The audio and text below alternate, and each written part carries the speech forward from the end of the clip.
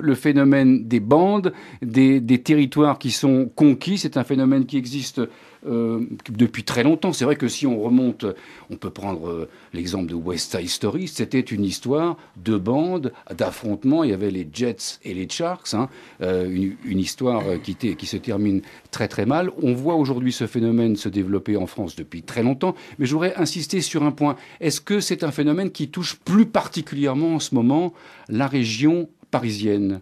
Monsieur le maire d'Asnières, Sébastien Pietrasanta. Je suis maire d'une commune des Hauts-de-Seine qui a à la fois des quartiers populaires mais aussi des quartiers résidentiels. Donc on a les deux contrastes dans la ville. Je ne parlais de ce que je connais et j'ai le sentiment qu'effectivement les problèmes qui sont rencontrés sont souvent en région parisienne ou dans des grosses agglomérations de type Marseille. Et donc on a ces phénomènes-là. Après, est-ce que c'est particulier au quartier populaire? Je pense que là, pour rebondir sur ce que vous disiez à l'instant, sur la question de l'éducation des parents, elle est essentielle. Moi, j'ai signé une tribune sur la restauration de l'autorité parentale dans Libération la semaine dernière, justement parce que je pense que la responsabilité, comme je l'ai dit, elle est collective. Elle est individuelle d'abord des jeunes et des jeunes, mais elle est également celle des parents. Et la question de l'éducation, elle touche toutes les couches populaires. Et ça, c'est important de le rappeler. Pourquoi j'avais mis en place le couvre-feu au moment de l'événement tragique avec la mort de Samy? C'est parce que d'abord, il fallait protéger les jeunes et d'autre part, il fallait surtout responsabiliser les parents. Est-ce qu'il est normal qu'un jeune de 14-15 ans sortent le soir après dîner dans des circonstances comme celle-là, et même, j'allais dire, en temps ordinaire? Là aussi, il y a une responsabilité des parents. Enfin, et il faut accompagner les parents à restaurer leur autorité parentale. Vous croyez que vous allez responsabiliser les parents en 15 jours de couvre-feu? Non, mais je pense qu'il y a besoin aussi d'avoir un déclic de la part des parents. Et il y a eu un déclic chez un certain nombre de parents. Et puis, il y a aussi un besoin d'accompagner un certain nombre de familles, de parents qui se sentent complètement dépassés par leur adolescent. Il ne s'agit pas de stigmatiser ou de pointer la responsabilité de tel ou tel, mais bien d'accompagner pour restaurer cette autorité parentale.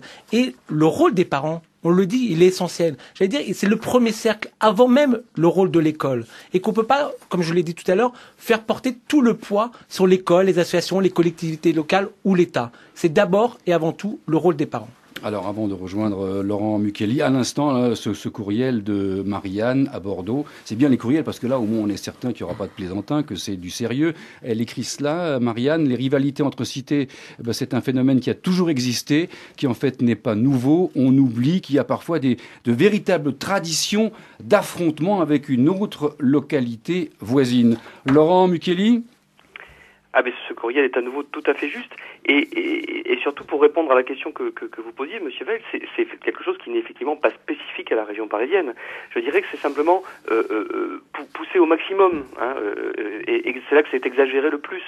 Mais encore une fois, c'est quelque chose qu'on peut rencontrer sur la totalité du territoire, hein, en réalité. Maintenant, sur la question de l'école et de la famille, mon propos n'était pas de dire que les parents disparaissent ou n'existent pas dans ce système, hein, loin de là. Je pense que la question importante, c'est de savoir comment est-ce qu'on aborde la question des parents. Et ce qui me gêne beaucoup, ce que je redoute beaucoup dans les débats actuels, c'est qu'on tend globalement à aborder la question en mettant les parents en position d'accusés. Hein. Vous ne faites pas bien ceci, vous n'êtes pas des parents, quand on ne dit pas vous avez démissionné, ou ces choses qui sont extrêmement banalisées depuis une vingtaine d'années. Alors quand on fait, il y a quelques travaux là-dessus, quand on fait l'étude et qu'on va voir réellement les parents des enfants en difficulté, on ne rencontre pas, pour dire les choses très clairement, on ne rencontre pas des parents qui n'ont rien à faire de ce que deviennent leurs enfants. Voilà, ça c'est... Peut-être qu'il y a des exceptions, ouais, mais enfin, de manière générale, on ne rencontre pas ça. On rencontre même, au contraire, des parents qui sont préoccupés, des parents qui ont peur, des parents qui ont même peur du risque de délinquance pour leurs enfants et pour les plus petits après, etc. Donc on rencontre des gens plutôt qui ont peur. Et on rencontre essentiellement des gens qui sont démunis, qui nous disent « je ne sais pas comment faire ». Lorsqu'on a affaire à des parents d'origine étrangère qui maîtrisent mal la langue française, en particulier à l'écrit, on a des parents qui ne sont pas en capacité à jouer le rôle de soutien scolaire que jouent d'autres parents. On a des parents qui parfois soit sont eux-mêmes dans une grande précarité, soit ont un travail avec des horaires complètement décalés qui font qu'ils ne sont pas là aux heures où il y aurait besoin peut-être de plus de cadres, etc. C'est-à-dire qu'on a globalement, je m'arrête là, mais on a globalement des parents qui sont démunis, qui ne sont pas du tout inconscients de ce qui se passe, ce qui veut dire que la bonne attitude à leur égard, c'est effectivement de faire quelque chose, mais surtout de faire quelque chose en leur tendant la main, en arrivant les voir, en disant voilà, nous avons des problèmes, on va vous aider, plutôt que la position qui est malheureusement aujourd'hui la plus fréquente, qui consiste en quelque sorte à les mettre en accusation, ce qui produit généralement l'effet inverse à celui qu'on cherche, c'est-à-dire qu'ils se replient sur eux, ils se referment comme une huître. On va au standard. Anne-Lise est à Paris, elle nous appelle. Bonsoir Anne-Lise. Bonsoir. On écoute votre question ou votre témoignage. C'est une question un petit peu naïve, un petit peu simple. Je lis souvent des articles en rapport avec ce qu'on appelle des cultures ou des sous-cultures locales, on va dire, qui ne sont pas partagées. On parlait tout à l'heure de territoire français. Et puis j'ai lu des articles sur des phénomènes culturels très localisés. Et moi, je m'interroge en particulier sur la question des filles, qui semble être souvent un enjeu au beau milieu des enjeux de territoire qui ont été évoqués tout de suite. Et j'aimerais savoir comment les invités de l'émission interprètent ce phénomène mystérieux à mes yeux. Les filles comme enjeu, finalement. Oui, Anne-Lise, pour compléter votre question, j'ai ce courriel de Paul qui est à Cabourg et il nous écrit: est-il vrai que dans ce phénomène de bande dans les quartiers, les garçons se sentent comme garants de la réputation des filles du quartier? Laurent Muchelli. Alors, il y a plusieurs niveaux. Faut essayer de pas les confondre. Les garçons se sentent d'abord garants de leur propre réputation, pour les raisons qui ont été discutées tout à l'heure, avec ces jeux de la réputation qu'on a, le fait qu'on va se revaloriser par la force, le recours à la violence, etc. Bon. Ensuite, ils peuvent se sentir garants de la réputation de leur sœur, bien souvent, c'est-à-dire dans leur propre famille. Voilà, c'est fondamentalement ça.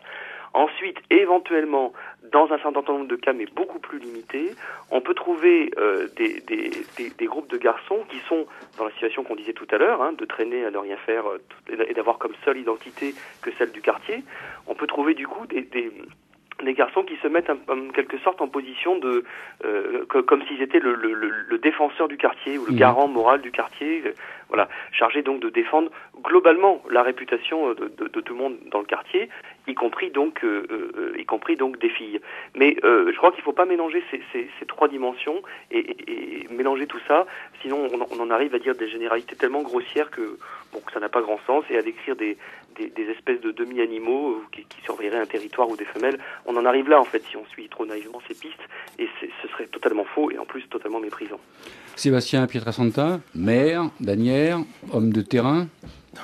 C'est vrai, on a le sentiment de découvrir que ce problème avec les jeunes filles. Moi, je me rappelle, les premiers à en avoir vraiment parlé il y a quelques années, c'était le mouvement Ni pute ni soumise. Et c'est vrai que déjà à l'époque, on dénonçait ce qui était intolérable, c'était le fait que certains garçons dans le quartier puissent, j'allais dire, contrôler les faits et gestes de leurs sœurs, de leurs cousines, de leurs jeunes filles, de leurs voisines. Et ça, c'est quelque chose quand même d'inacceptable. Il faut l'émancipation des filles dans les quartiers est un vrai sujet qu'il faut prendre en compte.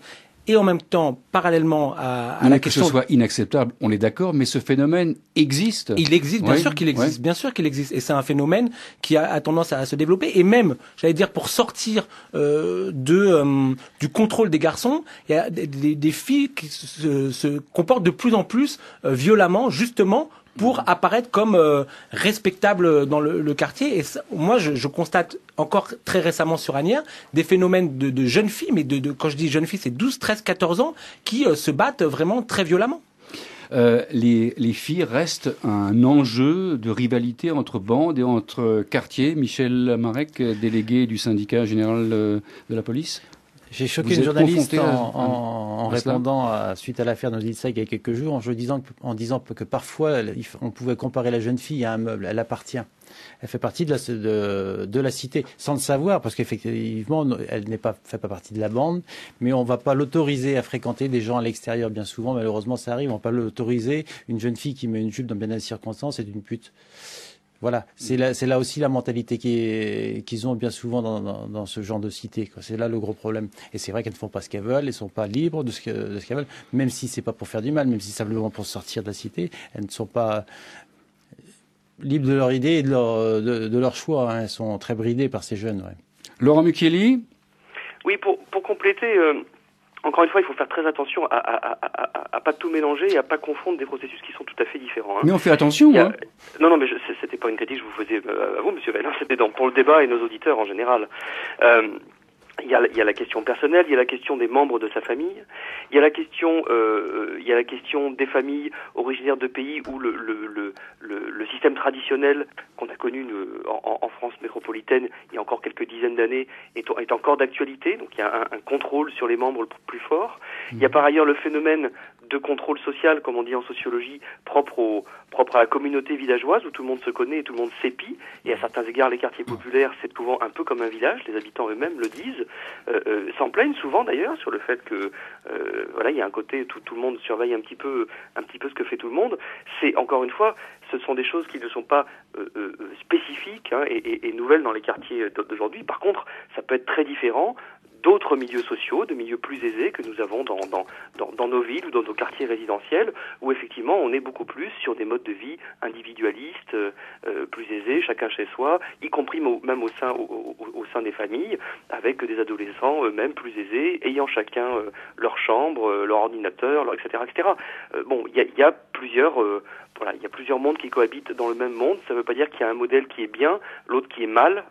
Il faut absolument arriver à nuancer ça et à dénoncer les phénomènes qui méritent d'être dénoncés, les phénomènes de violence, les phénomènes de domination contre le gré des gens, etc., sans mettre en cause globalement, je dirais, les modes de vie d'une partie des habitants de notre pays. Question Internet sur le site du Téléphone Sonne Dominique à Puteaux. Comment ça fonctionne, une bande dans un quartier ? Est-ce qu'il y a un chef, une hiérarchie ? Sébastien Pietrasanta ? Alors moi, je ne fais pas partie d'une bande, donc c'est compliqué. Non, mais vous êtes maire d'une ville qui est confrontée à ce problème, puisqu'il y a eu des affrontements dans votre ville entre bandes et qu'il y a eu un mort le 15 mars. Un garçon de 15 ans qui a été poignardé à mort. C'est ce que je disais tout à l'heure. On n'est pas forcément systématiquement dans des phénomènes de bandes. On a aussi des effets de groupe qui ne sont pas forcément des bandes structurées, organisées avec un chef, avec des réunions organisées, etc.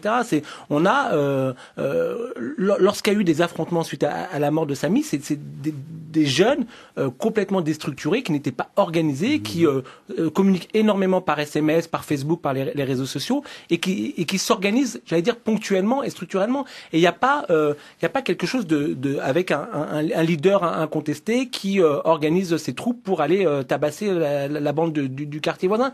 Si on était dans ce phénomène-là, ça serait trop simple. Et c'est bien ça le problème, j'allais dire, aussi du ministère de l'Intérieur. On parlait il y a quelques années de je sais pas combien de centaines de bandes qui étaient bien identifiées, etc. Aujourd'hui, c'est compliqué. On ne peut pas identifier réellement des bandes. Il y a des bandes structurées qui sont organisées avec des noms clairs, etc. Aujourd'hui, on a des gens qui se regroupent par cage d'escalier, par rue, par quartier, mais sans forcément appartenir à une bande structurée. Michel Marek ? Oui, alors je crois qu'à l'époque on parlait de 250 bandes en France. Oui, je crois ce qu'il faut faire, c'est il faut déjà faire la différence entre ce qu'on voit dans les films, entre les gangs où il y a un chef, un clan et qui sont vraiment très structurés, et où en France on n'a pas du tout cela, on n'a aucun gang, on a des bandes qui aujourd'hui sont 10 et demain ils seront 100. C'est juste une réunion de quartier et effectivement le téléphone leur sert beaucoup à se réunir. Donc là-dessus c'est des choses qui sont pas contrôlables, qui sont pas quantifiables, parce que une bande qui existe aujourd'hui est défaite demain.